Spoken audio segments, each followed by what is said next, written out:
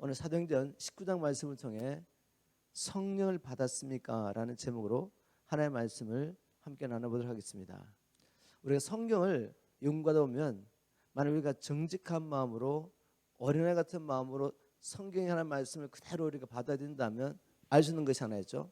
그것은 바로 수많은 사람들이 주님 앞에 섰을 때 자신이 구원받지 못한 사실을 인하여 큰 충격이 빠질 거라는 것입니다. 정말 수많은 사람들이 하나님 앞에 섰을 때 자신이 구원받지 못한 것을 깨닫게 될 것입니다. 성경적인 예를 보면 예수님 당시의 유대인들, 그들은 하나님 백성이라고 선민이라고 확신하고 있었죠. 그러나 우리 주님께서 그들을 향하여 이렇게 말씀하셨습니다. 너희는 마귀의 자녀들이다. 또 마태복음 7장에 보면 이런 사람들 있죠. 살했을 때 예수 이름으로 귀신을 내어 쫓고 많은 표적을 행하고 예언했던 사람들, 그 수많은 사역자들이, 우리가 보기엔 능력 있는 사역자들이 주님 앞에 항의라고 했죠. 주님, 왜 우리가 못 들어갑니까? 우리가 이런 말씀을 통해 알 수 있는 것은 뭔가 하면 마지막 날 주님 앞에 섰을 때 많은 사람들이 자신의 확신과 관계없이 하나님 나라에 들어갈 수 없겠구나. 우리가 이런 말씀을 들을 때 그냥 나는 아니겠지라고 생각할 것이 아니라 정직하게 하나님의 말씀을 통해 우리 자신을 살펴봐야 됩니다. 바로 오늘 19장에도 이런 분들이 있죠. 바울이 에베소에 갔는데 어떤 사람들이 제자라고 하는 사람들인데 성령이 있는지도 알지 못하고 있는 거죠. 우리 가운데 절대 이런 분은 없어야 될 것 같습니다. 그래서 오늘도 19장 말씀을 통해 다시 한번 우리가 성령을 받았는지, 성경이 말하는 참 회개를 하고 우리가 성령으로 거듭났는지, 성령을 받은 증거가 우리 삶 가운데 있는지 함께 살펴봤으면 좋겠습니다. 그리고 이 사도행전 19장 말씀을 통해 또 중요한 메시지를 우리 주님께서 주고 계시죠. 에베소에 임했던 그 큰 부흥을 통해서 우리가 어떻게 이 마지막 때의 부흥을 준비하고 계신지 살펴볼 수 있죠. 그리고 또 부흥이 임하면 또 큰 핍박이 따르게 됩니다. 이 핍박 가운데서 우리가 어떻게 끝까지 믿음을 지킬 것인지 오늘 말씀을 통해 함께 살펴봤으면 좋겠습니다.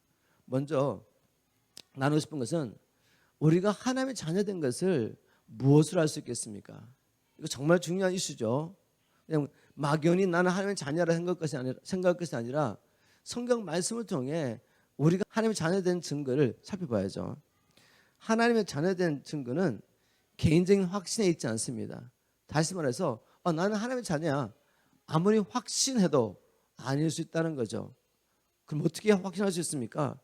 하나님의 진리의 말씀을 통해 보면 성령을 받은 자, 하나님의 자녀는 성령을 받은 자입니다. 말씀을 통해 살펴보도록 하겠습니다. 19장 1절 2절을 보겠습니다. 아볼로가 고린도에 있을 때 바울이 밑지방으로 다녀 에베소에 와서 어떤 제자를 만났습니다. 바울이 어떤 제자를 만났는데 그들을 보니까 하나님의 자녀라는 증거가 잘 보이지 않습니다. 그래서 이런 질문을 하죠. 너희가 믿을 때 성령을 받았느냐? 가로되 우리가 성령이 있음도 듣지 못했다. 이런 말씀이 기록됐는데 바울이 만난 어떤 제자들은 누구인가? 이 제자들이 누군지를 한번 살펴야죠. 누가는 사도행전의 말씀을 통해서 제자라는 단어를 이렇게 사용했습니다. 그걸 보면 이 제자는 누군지 알 수가 있죠.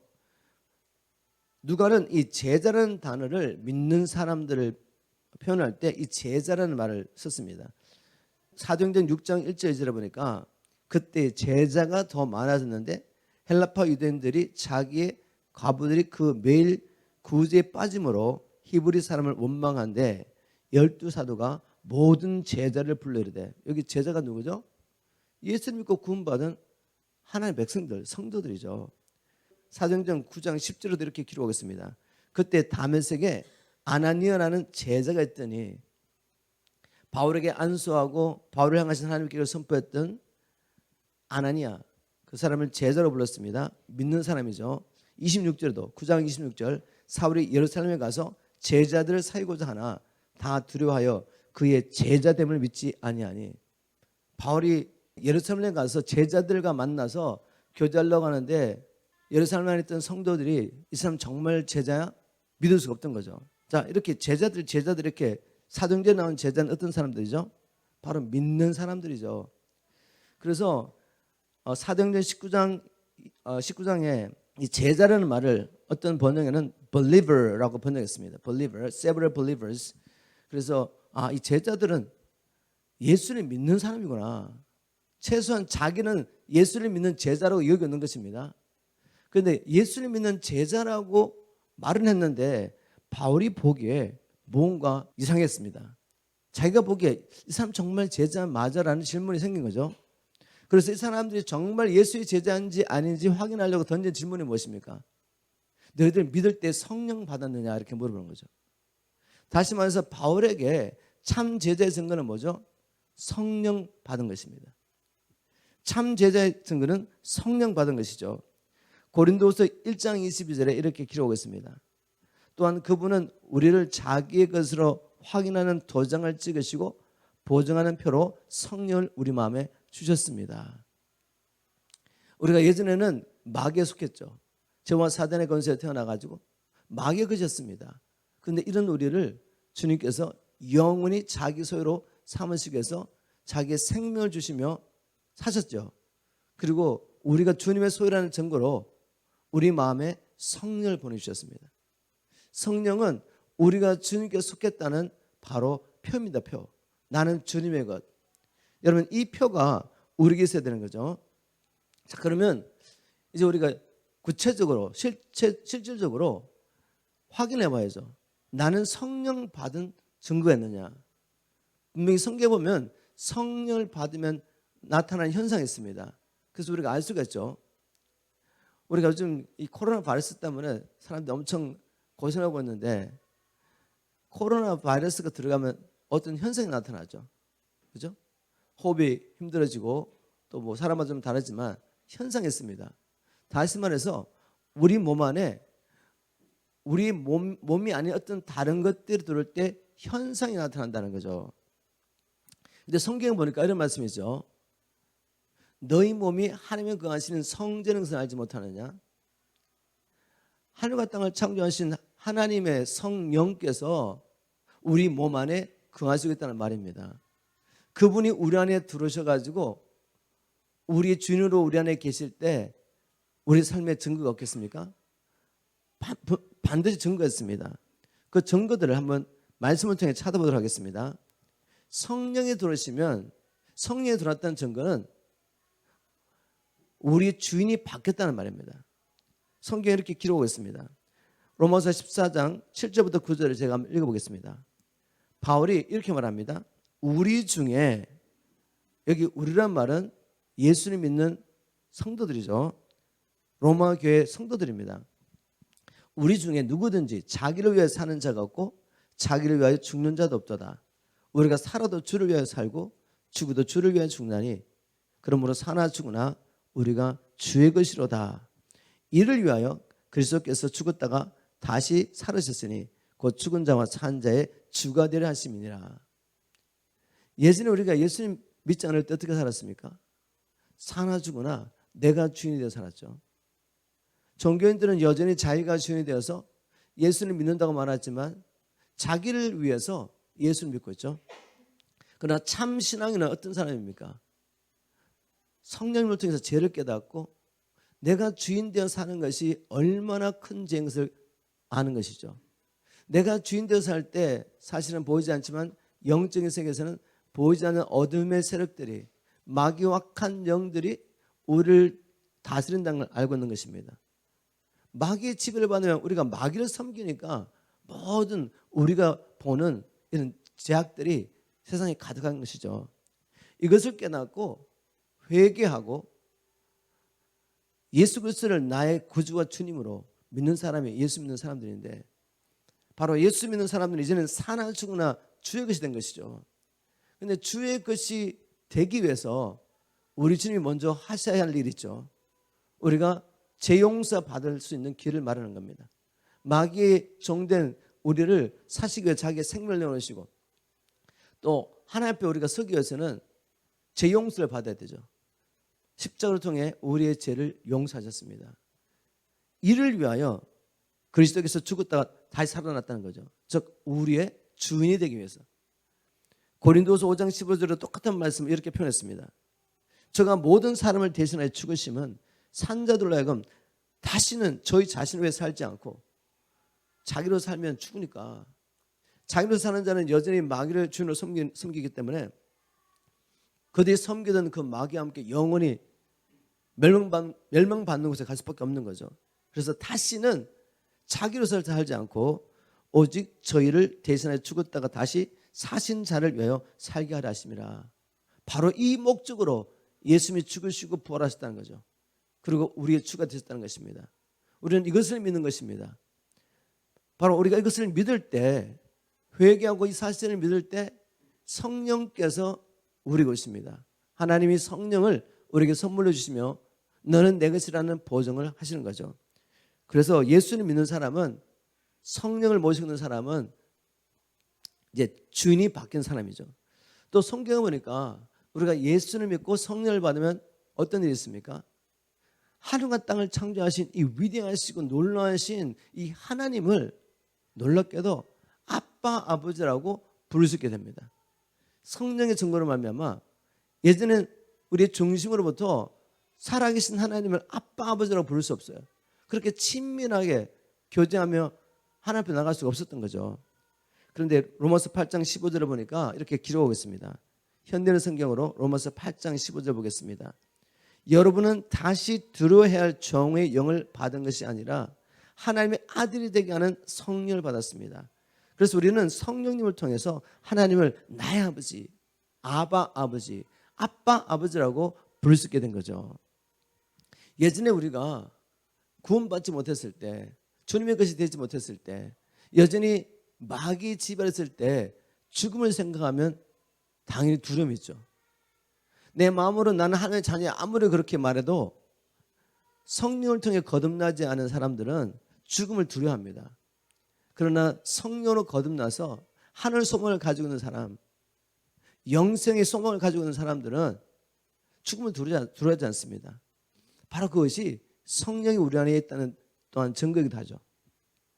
또 성령을 받는 사람에게 또 증거였는데, 하나님을 사랑한다는 것, 그 하나님이 나를 사랑한다는 것, 그리고 내가 하나님을 사랑한다는 것이 어떤 이론이 아니라 실제입니다. 실제. 우리가 이 하나님을 향한 사랑이 없으면, 다시 말해서도 하나님이 우리를 얼마나 사랑하신지에 대한 계시가 없으면 진심으로 하나님의 말씀에 순종하는 일이 불가능하죠. 우리 예수님께서 요한복음 14장 21절에도 말씀하셨죠. 나의 계명을 가지고 지키는 자라 나를 사랑한 자니, 나를 사랑한 자는 내 아버지께 사랑을 받을 것이요 나도 너를 사랑하여 나를 너에게 나타내리라. 즉 사랑한 자, 주님을 사랑한 자의 증거는 계명을 지키는 것입니다.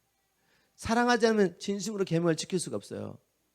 바로 우리가 이 계명을 지켜야지, 아버지 뜻대로 살아야지 하나님 나라에 들어갈 수 있는데, 이것을 가능케 한 것이 바로 예수님께서 저와 여러분의 죄를 위해서 죽으셨다는 거죠. 언제? 우리가 죄인 됐을 때, 아직도 하나님을 알지 못하고 하나님을 대적할 때, 이 사랑을 성령을 통해 깨달은 자는 어떻게 살죠? 하나님을 사랑할 수밖에 없습니다. 하나님을 사랑하기 때문에 하나님의 말씀에 순종하는 삶을 살죠. 바로 성령을 통해서 우리 안에 이 사랑이 부어지게 되는 것입니다. 성령 받은 증거죠. 그리고 이제 이 성령을 받으면 주인이 바뀌니까 당연히 나타나는 현상이 있습니다. 삶이 바뀌죠. 예전에 이사 임금이 우리 주인이었을 때 그 삶과 이젠 주인이 바뀌어서 하나님이 나의 주인이 되면 당연히 삶이 바뀌겠죠. 그리고 예전에 우리가 몸부림쳐도 끊지 못했던 죄악들이 이제는 성령의 능력으로 끊어지는 역사가 나타나기 시작합니다. 그래서 우리의 삶 가운데 성령이 사시니까 갈라디아서 5장 22절 23절에 기록된 이 열매가 자연스럽게 맺어지는 거죠.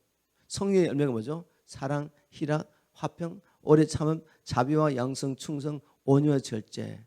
내가 막 노력해서 맺는 것이 아니라 맺을 수가 없죠. 돌감람나무에 우리가 붙었다면 아무리 노력해도 참감람나무의 열매를 맺을 수는 없는 거죠. 우리 가지가 잘려가지고 돌감람나무에 붙었던 우리 가지가 잘려서 참감람나무의 젖붙임을 받을 때 자연스럽게 참감람나무의 그 영양분을 먹으면서 우리가 참감람나무의 열매를 맺는 것처럼 성령이 내 안에 계시다면 성령의 열매를 맺게 되는 것이죠. 가장 또 뚜렷한 증거, 그것은 바로 이제 성령을 받으면 어떤 일이 일어나죠? 너희가 성령을 받으면 권능을 받고 증인의 삶을 살게 될 것이다 말씀하셨죠. 여러분 한번 여러 가지 제가 성령 받은 증거를 쭉 나눴는데 여러분이 예수를 믿을 때 이 성령을 받으셨는지 이 증거를 통해 한번 보십시오. 저는 간증할 수 있습니다. 제가 예전에 어떻게 살았던 것을 제가 알고 또 우리 주위에 가장 가까운 우리 가족들이 제가 어떻게 살은 걸 알죠. 성령 복음 난 다음에 저는 주인이 바뀌었습니다. 예전에는 교회를 다녔지만 하나님의 사랑에서 알지 못했지만 하나님의 은혜와 사랑을 깨닫고 예배 가운데 하나님의 임재가 제게 부어져서 눈물로 하나님 앞에 예배할 수 있게 된 거죠. 또 제가 이제 주님 만나고 난 다음에 경건 훈련하면서 아침 새벽에는 예배와 기도를 드리고 또 낮 시간에는 또 도시에 가가지고 열심히 성경을 연구했습니다. 이것도 하나의 증거죠. 예전에 없던 갈급함, 뭐죠? 하나님을 더 알고 싶은 거죠. 마치 어린아이가 태어나면 배고프면 밤이고 낮이고 관계없이 울면서 엄마에게 젖을 달라는 것처럼 주님 만나고 난 다음에 제 안에 있는 갈망은 정말 하나님을 더 알고 싶었습니다. 그래서 시간만 나면 성경을 읽고 성경 관련된 책들을 보고 그리고 도서에 가서 열심히 성경을 연구했죠. 근데 하나님의 말씀을 읽고 묵상하다가 성령께서 제게 말씀을 열어줄 때 성경보다 정말 많이 울었습니다. 또 직장에서 주신 말씀을 외우고 묵상하다가 일을 하다가 성령께서 그 사랑을 부어주셔가지고 울면서 일할 때 정말 많았죠. 무엇보다도 예전에는 물론 교회에서 전도 집회한다 그러면 애들 많이 들어왔습니다. 교회에. 그렇지만 제가 그 영혼을 사랑해서 들었다기보다는 사람들에게 보이려고 우리 영태 전도 정말 많이 했다 이런 이야기 듣고 싶어가지고 애들 엄청 데려갔죠. 그런데 이제 주님을 만나고 난 다음에 제 안에 영혼을 향한 마음이 생겼습니다. 사람을 바라볼 때 저 영혼이 구원받았는지 그것부터 먼저 보게 되는 거죠. 누구를 만나든지 기회가 있으면 복음을 전하는 저를 발견하게 됐습니다. 여러분 이것이 정말 성령 받은 증거죠. 이런 증거들이 여러분 안에 있는지 한번 보십시오. 제게 가장 또 뚜렷한 증거는 예전에는 하나님 나라 구하는 것에 대해서 알지 못했습니다. 관심도 없었죠. 하나님 나라 별로 관심 없었어요. 왜냐하면 제가 하나님 나라를 경험하지 못했기 때문에. 그런데 하나님의 나라를 경험하고 난 다음에 이제는 땅에 소망을 두지 않고 그 주님의 나라를 사모하게 됐습니다. 하나님 나라에 대해서 관심이 생긴 거죠. 그래서 영혼들을 구원하는 일에 관심을 가지고 어떻게 하면 영혼들을 주님 앞에 데려오고 이들을 예수 그리스도의 제대로 세워서 하나님의 나라를 실제로 경험하게 할까 고민하며 기도하며 말씀을 나누고 또 가르치기 시작했죠. 여러분 우리가 정도는 다르지만 우리가 정말 성령을 받았다면 이러한 증거들이 여러분의 삶 가운데 있습니다. 예전엔 정말 이런 증거들이 뚜렷했는데 지금은 허해지고 있다. 그것은 이유가 있죠. 그죠? 우리가 마음을 열고 또 세상의 것들을 받아들였기 때문에 성령을 제한하고 소멸하는 증거입니다. 이거 회개하셔야죠. 다시 회개하고 다시 사실은 날마다 우리가 생명을 주님 앞에 드리며 하나님 앞에 나가는 진정한 회개가 필요하죠. 날마다 십자가를 지고 주님을 쫓아가는 일이 필요합니다. 이는 진정한 회개를 통해 다시 회복되시기를 주님을 축복합니다. 자, 이제까지 우리가 성령 받은 증거 나눠봤죠. 왜냐하면 성령을 받은 자가 진정으로 하나님의 자녀이기 때문에. 그러면 하나님 누구에게 성령을 주시는지 말씀을 통해 오늘 본 말씀을 통해 한번 살펴보겠습니다. 여러분 이런 말씀들을 이제는 여러분의 말씀으로 만들어서 누구를 만나든지 증거하셔야 됩니다. 우리 주에도 바울이 만났던 어떤 제자들 같은 사람들이 많은 거죠. 분명히 자기는 예수를 믿는다고 생각하고 제자로 그렇게 표현했는데 사실은 참된 회개를 통해 예수 그리스도를 진실로 구주와 주님을 믿고 성령 받지 않은 사람들 정말 많습니다. 그래서 예전에 제가 종교를 살았던 때처럼 교회 가서는 열심히 봉사하고 헌신을 하지만 이제 교회 문을 나오면은 우리 세상 친구들과 똑같이 사는 거죠. 육신과 육신의 쾌락과 세상의 즐거움을 추구하면서 사는 것이죠. 이런 사람들이 너무나 많기 때문에 우리가 어떻게 우리가 성령 받을 수 있는지 말씀을 통해 분명히 깨닫고 우리가 먼저 그렇게 살아야 되며 이 복음을 우리가 전해야 합니다. 이 부흥회 때 우리가 주님과 함께 동행하기 위해서는 반드시 여러분이 참 예수의 제자로 나서 참 예수의 제대된 증거로서 주님께서 주신 사명을 구체적으로 감당하며 살아야 합니다. 자, 그런 면에서 우리가 어떻게 성령을 받을 수 있는지 말씀을 통해 보겠습니다. 성령을 통해 보니까 성령을 받으려면 회개하고 주 예수의 이름으로 세례를 받아야 됩니다. 그러면 제상을 받고 성령을 선물로 받게 될 것이라고 말하고 있죠. 먼저 사도행전 19장 3절 보겠습니다. 바울이 가로되 그러면 너희가 무슨 침례 or 세례를 받았느냐? 대답하되 요한의 침례로라. 바울이 가로되 요한이 회개 침례를 베풀며 백성에게 말하되 내 뒤에 오시는 이를 믿으라 하셨으니 이는 곧 예수라거늘 저희가 듣고 주 예수 이름으로 침례를 받으니 바울이 그들에게 안수하며 성령이 그들에게 임하심으로 방언도 하고 예언도 하니 모두 12사람쯤 되니라 라고 기록하고 있습니다. 자, 이 말씀을 제가 정리하겠습니다. 어떻게 이 사람들이 예수의 제자라고 말했는데 성령도 알지 못하고 있다가 결국 결과적으로 보니까 성령을 받고 참 예수의 제자가 됐습니다. 어떤 일이 있었습니까? 바울이 복음을 다시 자세하게 설명해 준 것입니다. 여러분, 이 교회 안에 복음을 제대로 알지 못하는 수많은 사람들이 있습니다. 여러분 그렇게 생각하지 않습니까? 날마다 교회 가서 주일마다 교회 가서 설교를 듣고 있는데도 많은 경우에 성경을 열어서 예수가 그리스도라는 복음을 전파하기보다는 사람들이 듣고 싶은 메시지를 듣고 있다 보니까 복음을 알지 못해요. 그리고 그냥 추측하는 거죠. 이 사람 교회 다니고 있으니까 또 교리문답 했으니까 교리문답에 아멘하고 침례 or 세례 받았기 때문에 믿는 사람이야 이렇게 생각하는 것입니다. 그리고 오랫동안 교회 생활을 하면서 또 봉사도 하다 보니까 직분을 가지게 되고 그래서 당연히 예수 믿는 사람으로 생각하고 있는 거죠. 그런데 그렇지 않습니다, 여러분. 많은 사람들이 수십 년 동안 교회를 다니면서도 성경을 열어서 복음을 깨달은 적이 없는 거죠. 성경을 열어서 예수가 그리스도라는 이 복음을 가르쳐주지 않으면 아무리 공부를만 해도 다른 관점으로 성경을 보니까 복음을 깨달을 수가 없습니다. 자신은 복음을 알고 있다고 생각하면서 성경을 보다 보니까 다른 것들을 찾기 시작하는 거죠. 오늘날 교회 안에 복음을 제대로 깨닫지 못한 사람이 정말 많습니다. 바울이 만났던 어떤 제자들처럼. 그렇다면 우리가 어떻게 되겠습니까? 성경을 열어서 왜 그리스도가 죽으시고 부활하시고 또 주가 되셔야 하는지를 가르쳐줘야 되죠. 무엇보다도 죄가 무엇인지 분명히 가르쳐야 됩니다. 회개가 무엇인지 분명히 가르쳐야 되죠. 자, 여러분 회개가 무엇입니까? 무엇을 회개해야 됩니까? 이 문맥에서 보면 사도행전 우리가 한번 2장 36절을 보겠습니다. 36절부터 한번 보겠습니다. 사도행전 2장 베드로가 성령의 충만을 받고 이제 복음을 선포하기 시작합니다. 누구에게? 그 유대인들에게.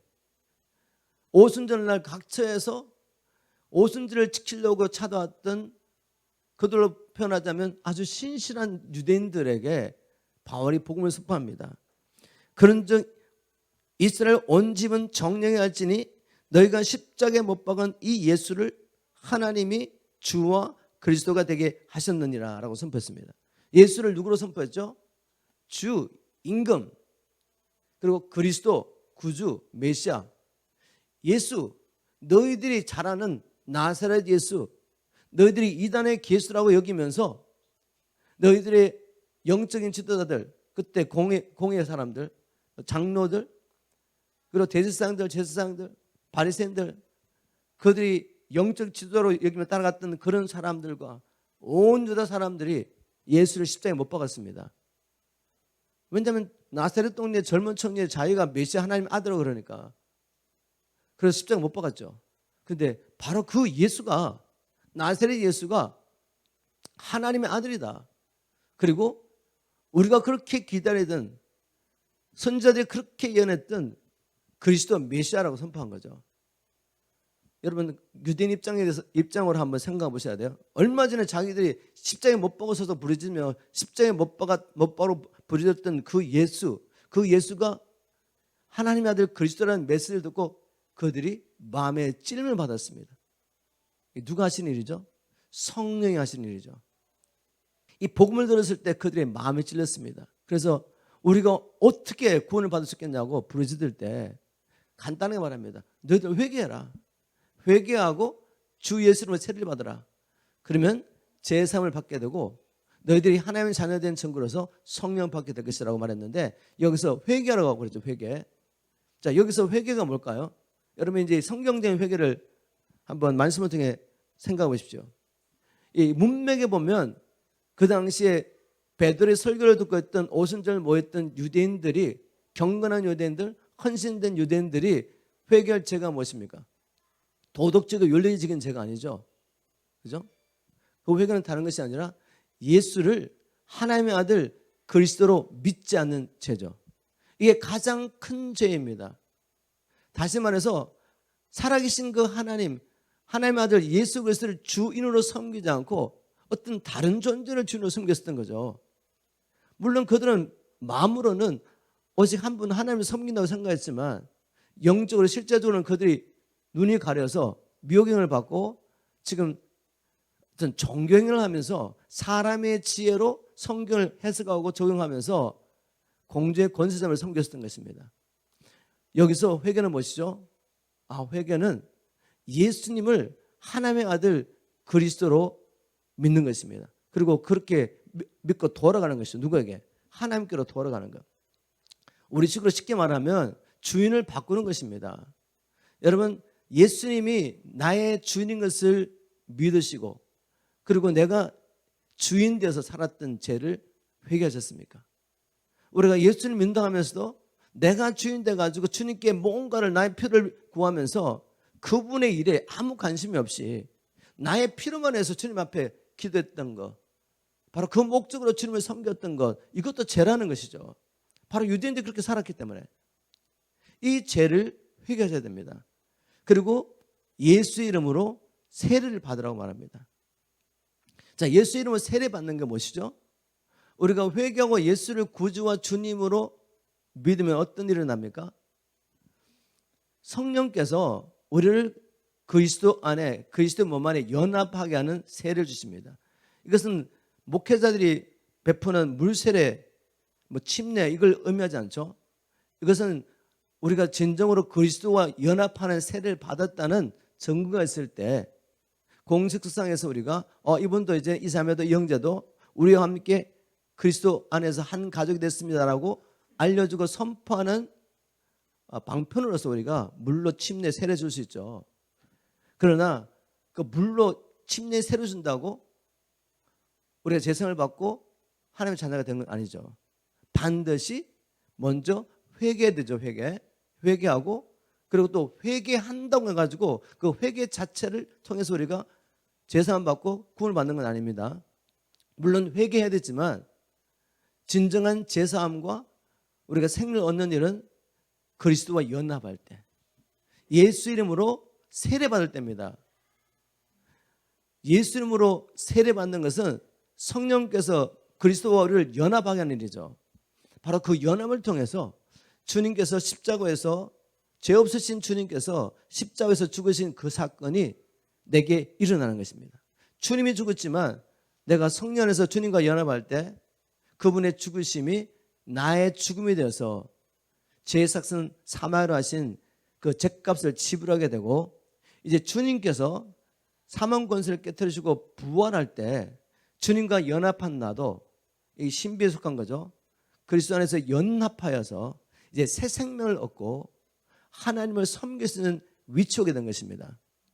그리고 예수님께서 성천하셔서 하나님 보좌에 앉으셨을 때 하늘과 땅의 모든 것을 가지시고 모든 피조물을 그 발 아래 두실 때 그리스도의 연합을 통해서 우리도 동일한 권세를 받게 되죠.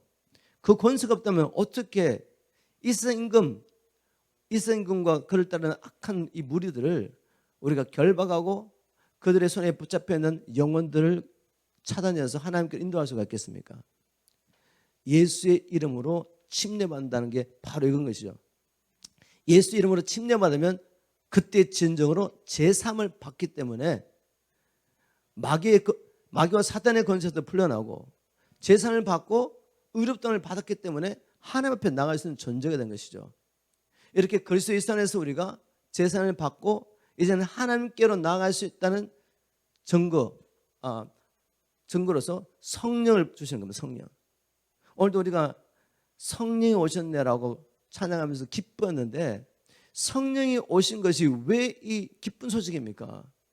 성령이 오셨다는 것은 내가 제3을 받았다는 증거이기 때문에, 성령이 오셨다는 것은 예수님께서 나의 대신에 죽으시고 부활하셔서 주가 되신 이 사건을 통해서 내가 제3을 받고 이제 하나님 앞에 나가서 하나님을 섬길 수 있다는 증거가 바로 성령이 오신 것입니다.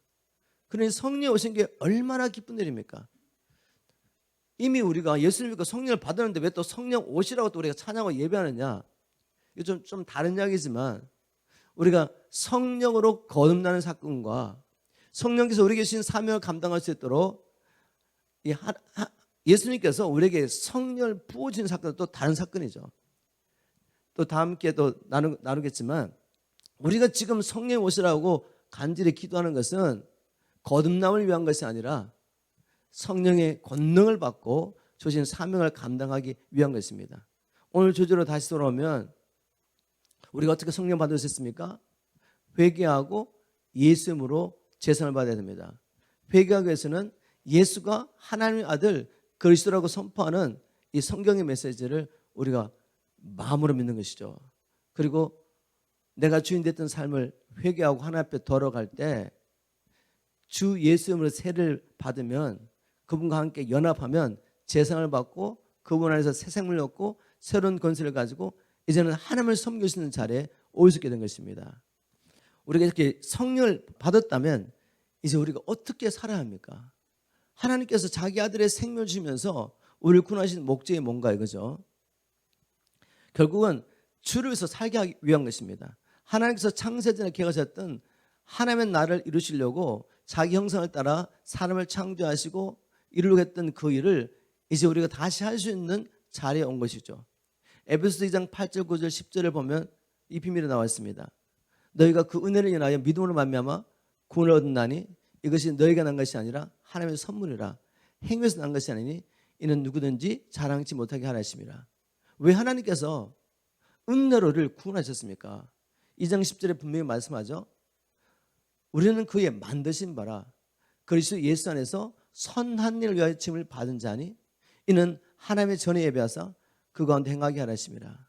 창세전에 이미 하나님은 그리스도 예수 안에서 우리를 통해서 선한 일을 하기를 계획하신 거죠. 그 선한 일은 도덕적인 삶이 아니라 그 이상입니다. 바로 이 땅에 하나님의 나라 이루가는 이 하나님의 뜻을 이루려고 하나님 그들을 창조하신 것입니다. 주님이 창조하신 땅에 있는 모든 피조물을 사랑하는 자기 자녀를 통해 다스리기 원하셨던 거죠. 이를 위해서 우리를 구원하셨는데, 이를 위해서 우리를 창조하셨는데 우리는 태어날 때 죄와 사단의 권세에서 태어나게 됩니다. 그래서 그 일을 감당할 수 없는 존재죠. 그런데 이런 우리를 하나님의 뜻대로 살게 하시려고 은혜로 구원하신 것입니다. 그래서 이제 우리가 원래 하나님께서 계획하신 바로 그 일을 감당할 수 있게 된 것이죠. 우리가 어떻게 이제 이 일을 감당하며 살 수 있는지를 한번 나눠보겠습니다. 사도행전 19장 뒷부분에 이제 이 원리가 나오죠. 그리고 이 원리를 통해서 우리가 뭘 해야 되냐면 마지막 때 우리가 큰 부흥이 일어날 때 어떻게 주님과 함께 동행할 수 있는지 바로 이 또 사도행전 19장에 바울이 제자들 데리고 한 일을 통해서 우리가 알 수가 있습니다. 그리고 큰 부흥과 함께 또 뭐가죠? 큰 핍박이 옵니다. 그때 우리가 어떻게 끝까지 믿음을 지킬 수 있느냐? 거기에 대한 답변도 지금부터 나오는 말씀과 있는 거죠. 자, 바울이 구원받은 이제 성령을 받은 이 제자들 데리고 뭘 했습니까? 성경에 보니까 2년 동안 그가 날마다 두란노 소라는 곳에 모여가지고 말씀을 가르친 거죠. 사도행전 19장 9절을 보겠습니다. 어떤 사람들은 마음이 굳어 순종치 않고 무리 앞에서 이 도를 비방하거늘 바울이 그들을 떠나 제자들을 따로 세우고 두란노 손에서 날마다 강론하여. 지금 바울이 뭘 하고 있죠? 예수를 믿고 참 제자가 된 이들을 가르칩니다. 지금 우리 예수님께서 승천하시기 전에 제자들에게 부탁한 말씀이 뭐죠? 그러므로 너희는 가서 이제 하늘과 땅의 모든 권세를 내가 가지고 있으니까 이제 내가 너희를 보낸다. 너희는 가서 모든 족속으로 제자 삼으라고 명령하셨죠. 저와 여러분에게 동일한 명령 주셨습니다. 그럼 어떻게 제자 삼습니까? 먼저 아버지와 아들과 성령의 이름으로 세례 주어라. 제가 조금 전에 나눴던 이 영적인 침례를 이야기하는 것입니다. 즉 마귀의 자식된 그들을 이 제3의 복음을 선포해서 그들이 회개하고 이 제3의 복음을 믿을 때 그들이 이제 아버지와 아들과 성령으로 세례를 받는다는 것은 그리스도와 연합하여 하나님의 가족의 일원이 되는 것입니다. 복음을 증거함으로 일을 하는 것입니다. 단지 우리가 그냥 피상적으로 당신 죄인입니다. 영원 죽을 수밖에 없습니다. 예수 믿으면 재용서 받고 영원히 하나님 나라 가게 됩니다. 오직 믿음으로 가능합니다. 이렇게 피상적인 복음을 전하는 것이 아니라 이 복음의 뭔가를 성경을 통해서 분명히 증거하고 그들이 마귀와 그 관계된 옛사람 아담과 연합 가운데 마귀에 종됐던 이 관계를 끊어버리고 이제는 그리스도 안에서 하나님의 자녀가 되게 하는 것이 아버지 아들과 성령으로 세례받는 것입니다. 이를 위해서는 반드시 우리가 복음을 선포해야 되죠. 성경을 열어가지고. 근데 이게 쉽지가 않다는 거죠. 여러분이 예수를 믿고 거듭난다 그래서 이게 자동적으로 되지 않습니다. 그래서 제자 삼으러 가시면서 먼저 세례 주라고 말씀하시고 내가 너에게 분부한 모든 것을 가르치라 그랬습니다. 가르치라. 가르침의 목적은 뭐죠? 가르쳐 지키게 하라. 이게 우리 기준 사명이죠. 이 일이 가능한 것은 우리의 능력과 우리가 뭐 무슨 박시간 지식을 갖고 있기 때문에 되는 것이 아니라 볼지어다 내가 세상 끝날까지 항상 내와 함께 하겠다는 거죠. 네가 만일 내 말에 순종하여 일을 행한다면 주님이 함께해서 도와주겠다는 것입니다. 자, 그래서 바울은 복음을 전하고 난 다음에 지금 에베소 같은 교회에 와서는 뭘 하죠? 2년 동안을 가르치는 겁니다. 2년 동안. 2년 동안을 매일 만나서 성경을 열어서 강론했다고 해서 강론. 근데 일방적으로 가르친 게 아니라 토론하는 것입니다. 말씀을 열어 가르쳐주고 그들 이야기를 듣고 질문하면 알려주고 이걸 얼마 동안 했다고요? 2년 동안. 2년 동안. 예수님은 3년 반 동안 하셨습니다. 제가 지금 여러분들과 하고 싶은 일이 뭔지 아시겠습니까? 여러분들이 아무리 예수를 믿고 거듭난 사람을 할지라도 이 과정을 지나지 않고는 아무도 가서 제자 삼는 일을 할 수가 없습니다. 그냥 세미나 몇 번 갔다 왔다고 되는 일이 아니란 말이죠. 다른 방법으로 하는 것이 아닙니다. 성경을 열어서 왜 예수가 죽으시고 부활하셔야 되는지를 이 복음을 모든 성경을 열어서 반복해서 계속 가르쳐주는 것이죠. 예루살렘 교회가 오순절날 탄생하고 난 다음에 사도들이 뭘 했습니까? 사도행전 2장 41절에 보면 믿는 자의 수가 남자만 한 3,000명이 됐다고 그랬어요. 그러고 난 다음에 42절부터 어떤 기록이 있습니까? 그들이 사도의 가르침을 받아. 그냥 사도의 가르침으로 했지만 영어로 보면 they devoted to apostles' teaching이었습니다. 즉 사도들의 가르침을 받는 데 전념했다는 것입니다. 그죠? 그리고 사도행전 5장 42절에 가면 또 이런 기록이 있습니다. 그들이 성전에 있든지 집에 있든지 이 사도들이 뭘 했냐면 성전에 있든지 집에 있든지 예수가 그리스도라는 것과 예수가 그리스도라는 것을 가르치고 전한 일을 시전했다는 겁니다. 즉 초대교회 성도들이 예루살렘 교회가 사도행전 이제 8장에 가면 스데반의 일로 말면 핏벌 받고 흩어져 가지고 가는 곳마다 온 유다와 사마리아와 이제 나중에는 안디옥까지 가서 이방인들과 복음을 전파하면서 교회를 개척하죠. 이런 일이 그냥 이루어진 게 아니라는 겁니다. 예루살렘에 있을 동안에 사도들에게 끊임없이 매일 성경을 열어서 다른 이야기가 아니에요. 예수가 그리스도라는 이 이야기 뭐 우리가 모르는 이야기입니까? 여러분 다 아시잖아요. 그런데 이게 지식이 아니라 생명으로 날마다 그들이 먹었던 거죠. 하나님의 성령의 감동을 통해서 성경이 열어지면서 예수가 그리스도라는 하나님의 아들이신데 그분이 우리를 죽으셨다는 이 사실, 그분이 하늘과 땅을 창조하신 분이신데 이 복음이 믿어지면서 그들 안에 주를 향한 사랑에 불이 붙은 겁니다. 그리고 아직도 이 복음을 알지 못하고 죽어가는 저 영혼들을 바라볼 때 빚진 심령으로 가서 복음 전할 수밖에 없는 그런 사람으로 준비가 된 것이죠. 이렇게 준비가 됐는데 스데반일로 말미암아 핍박 은혜가 다 흩어져 가지고 가는 것마다 복음을 전하기 시작합니다. 여러분 이것이 우리에게 일어나야 될 일입니다. 제가 여러분에게 제게 주신 하나님 은혜를 따라서 말씀을 열어서 계속 복음 전가하고 또 우리가 Walking with God 훈련도 하고 이제 KP 킹덤 파워 캠프도 하고 또 창세기 마태복음 사도행전 요한계시록 이걸 바이블 스터디 교재를 만들어가 여러분에게 부지런히 가르치고 있죠. 여러분 이거를 부담스럽게 여기지 마십시오. 이것은 특권이에요. 특권. 기회예요. 기회. 우리가 예수 그리스도의 제자로 살기 위해서는 반드시 가르침을 받아야 됩니다. 여러분이 지금 예수의 제자를 삶을 수 없다면 이는 제자로 준비돼야 되죠. 먼저 가르침을 받고 살아내는 훈련을 해야 합니다. 이게 되면 자연스럽게 누구를 만나든지 복음을 전하며 우리 주신 사명을 감당하며 살게 되죠. 자, 바울이 2년 동안을 처음 만났던 그 제자들, 예수를 믿는다고 말하지만 아들을 믿는 전구가 없던 그 사람들에게 바른 복음을 전하고 그들이 성령 받았습니다. 그리고 2년 동안 가르쳤어요. 무슨 일이 났습니까? 이제는 아시아에서는 19장 10절입니다. 사도행전 19장 10절. 이같이 2해 동안을 하며 아시아에서는 유대인이나 헬라인이나 다 주의 말씀을 들었습니다. 복음을 들었다는 거예요. 복음을. 여러분 이런 역사가 바로 우리가 살고 있는 여기서 일어나야 됩니다.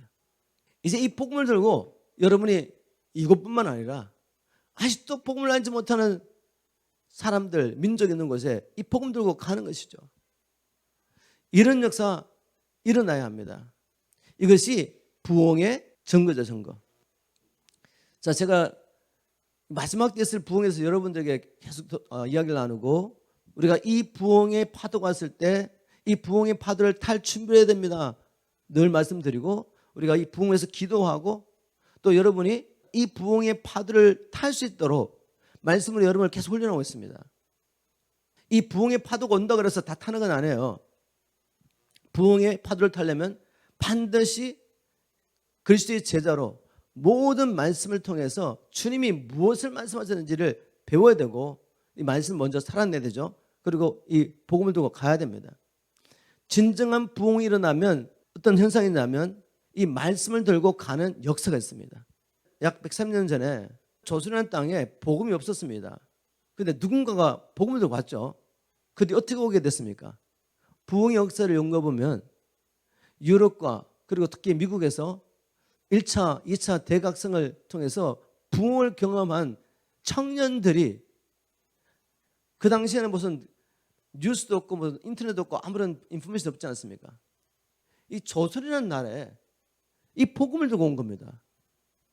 노란 머리 파란 눈을 가진 우리 청년들이 그들이 오해를 받으면서 핍박을 받으면서 순교하면서 던졌던 이 복음을 통해 우리 대한민국이 이 짧은 역사 가운데 하나님을 섬기는 민족이 되고 그리고 세계를 축복하는 열방에 위한 축복의 통로가 된 거죠. 어떻게 이런 우리가 복을 받게 됐습니까? 부흥을 경험한 사람들이 이 복음을 들고 왔기 때문에. 이제 저와 여러분이 해야 할 일이죠. 이게 우리가 복음을 깨달을 뿐만 아니라 이제는 부흥을 경험하고 이 복음을 들고 주님이 속히 오실 수 있도록 이 복음을 전하는 일을 감당해야 합니다. 부흥을 탈 준비를 하시기를 지금 축복합니다. 이렇게 놀랍게 복음이 전파되면서 아시아에 있는 모든 사람들이 복음을 듣게 되는데 이게 사도 바울 혼자서 한 일이겠습니까? 아니죠. 복음을 받아들인 제자들을 바울이 하나님의 말씀을 열어서 가르친 일을 열심히 했더니 이제는 그들이 준비되어서 이 복음을 나가니까 아시아에 있는 모든 사람들이 복음을 듣게 됩니다. 그리고 이런 현상 18절 19절 보겠습니다. 믿는 사람들이 많이 와서 자복하여 행한 일을 고하며 또 말씀을 행하던 많은 사람들이 그 책을 모아 가지고 와서 모든 사람 앞에 불사르니 그 책값을 계산한 적 5만이나 되더라. 이분들 누군지 아시겠죠? 마술하는 사람이죠. 마술을 배워 사는 사람도 있지만 영을 받아 사는 사람들 있죠. 여기 나온 사람들은 거의 영을 받아 하는 것 같아요. 어둠의 영을 받아서 또 그들이 그 어둠의 영을 받기 위해서 누가 또 메뉴를 만들었겠죠. 우리가 성경 가지고 있는 것처럼. 그걸 가지고 많은 돈을 벌었는데 복음이 강력하게 에베소 땅에 선포되니까, 그 아시아 땅에 선포되니까 어둠의 영들이 묶임을 당하고 그 어둠의 영들에게 깊숙이 그 어둠의 영들과 교제하면서 종로를 하던 그들까지 하나님 앞에 돌아오는 역사가 일어나는 것이죠. 여기 보니까 부흥이 일어나면 어떤 일이 일어납니까? 분명한 회개의 열매가 있습니다. 이 마술하는 사람들이 자기의 이제까지 생명처럼 여기던 모든 것들을 버리고 주님 앞에 돌아온다는 것은 부흥이 일어났다는 증거죠. 진정한 부흥은 회개의 열매를 통해 확인할 수 있습니다. 제가 이것을 강조하는 이유가 있습니다. 이제 마지막 때 성령이 온 열방 교회 가운데 부어질 것입니다. 마지막 주술에서 하나님께서 부어주시는 거죠. 마귀가 이걸 반드시 방해합니다. 거짓된 왜곡된 부흥을 통해서 이 부흥의 불을 막으려고 하고 교회를 혼란스럽게 하려고 하죠. 우리에겐 분명하게 분별할 수 있는 이 마귀 역사와 성령 역사를 분별할 수 있는 어떤 시금석이 필요하죠. 어떻게 우리가 확인할 수 있습니까? 그중 하나가 뭔가 하면 바로 회개 역사입니다. 회개 역사. 여기에 진정한 회개가 있느냐? 거짓 부흥에도 예수님으로 기적과 표적이 일어납니다. 그런데 잘 보십시오. 거기는 성경을 열어가지고 예수가 하나님의 아들 그리스도라는 분명한 복음을 선포하고 그 복음을 듣고 회개하고 생명을 하나님 앞에 드리며 나오는 이런 회개 역사가 없다는 말이죠. 그걸 가지고 우리가 분별한다. 분별. 마지막 때 여러분 준비되시고 말씀으로 준비하시고 그냥 예수로 막 역사가 일어난다고 막 따라가지 마시고 여기에 분명한 복음이 전포되고 있는지, 그리고 사람들이 이제는 자기가 주인된 삶을 버리고 하나님 앞에 하나님의 일에 관심을 가지며 하나님 나라에서 헌신하는 일이 있는지를 보시라는 거죠. 마지막 한 가지만 살펴보겠습니다. 23절을 보니까 그때쯤 되어 이 돌에 나여 적지 않은 소동이 있으니, 자, 핍박이 이제 일어나죠. 부흥이 있으면 이 부흥을 막기 위해서 마귀가 미혹의 영으로 역사하지만 또 뭐하죠? 핍박하기 시작합니다. 주의 종들을 핍박하고 교회를 핍박하는 일이 있다는 거죠. 여러분 제가 이렇게 말씀드렸죠. 사도행전 19장에 에베소에 있었던 이 부흥을 통해서 우리가 마지막 때 있을 대부흥과 그리고 또한 핍박에 대한 모형을 볼 수가 있다고. 그리고 진정한 부흥의 열매가 뭔지, 진정한 부흥이 무엇인지, 또 가짜 마귀가 만들어 놓는 부흥이 뭔지 확인할 수 있는 여러 가지 시금석 같은 것들이 여기 있다는 거예요. 그죠? 자, 마지막 때는 날 일 중에 큰 환난과 핍박이 있습니다. 우리가 어떻게 이 큰 환난과 핍박을 이겨낼 수가 있겠습니까? 지금부터 하나님의 말씀대로 예수를 믿고 참 예수 그리스도의 제자로 땅의 일에 관심을 가지지 마시고 하나님 나라 일에 관심을 가지고 하나님 나라가 하늘에서 이루어진 것처럼 이 땅에서 이루어지도록 여러분이 참 제자로 사시지 않으면 환난과 핍박이 오면 반드시 헌신되지 않은 사람 어떻게 하겠습니까? 여전히 자기를 위해서 주님을 믿었던 사람들은 주님을 부인할 수밖에 없어요. 왜? 여전히 자기를 위해서 주님을 믿었기 때문에. 그러나 우리가 하나님 나라를 구하고 그리스도의 산에서 부활 소망을 가지고 이 땅에 소망을 두지 않고 살면 어떻게 되죠? 환난과 핍박이 오면 더욱더 간절한 마음으로 주님의 은혜와 성령의 기름 부으심을 구하면서 오직 복음 전하는 일에 올인합니다. 헌신하게 되죠. 그래야지 주님이 오시니까. 바로 우리가 이 마지막 때를 이렇게 준비할 수 있기를 주님을 축복합니다. 마지막 때는 부흥과 핍박이 옵니다. 우리가 이러한 때 어떻게 주님과 함께 연합하여 함께 추수하며 환난과 핍박 가운데서 끝까지 믿음을 지키며 주님 오시는 그날까지 오직 한번 주님을 쫓아가며 살 수가 있겠습니까? 말씀대로 예수를 믿으시기를 주님으로 축복합니다. 참 예수의 제자로 일어나시기를 주님으로 축복합니다. 참 예수의 제자로 일어나기 위해서 반드시 통과할 과정이 있습니다. 그 중에 하나가 말씀으로 여러분을 훈련한 것입니다. 1년이든 2년이든 3년이든 여러분이 참 예수의 제자로 살면서 주신 사명을 실제적으로 감당할 수 있을 때까지 여러분 자신을 훈련한 일에 실패하지 않기를 주님을 축복합니다. 저는 목회자로서 제게 주신 사명을 따라 여러분이 그렇게 참 예수의 제자로 훈련될 수 있도록 모든 성경을 열어서 복음을 가르쳐주며 부족하지만 여러분과 함께 이 복음을 살아내기 위해서 몸을 칠 것입니다. 우리 PMC 모든 성도들이 이 마지막 때에 지금 사도행전을 통해 선포하시는 하나님의 말씀을 마음에 새기고 마지막 때를 위해서 준비되기를 주님을 축복합니다. 그래서 주신 사명 감당하다가 우리 주님 오시는 그날 우리가 하나님 앞에 섰을 때 놀랍게 충격받는 일이 없도록 주님을 만났는데 천국 들어가려고 하는데 주님께서 나는 너를 도무지 알지 못한다. 이런 충격스러운 주님의 음성을 듣지 않고 잘했다 칭찬받는 종이 되고 하나님 나라를 우리 모두가 함께 유업으로 받게 되는 은혜가 있기를 주님으로 축복합니다.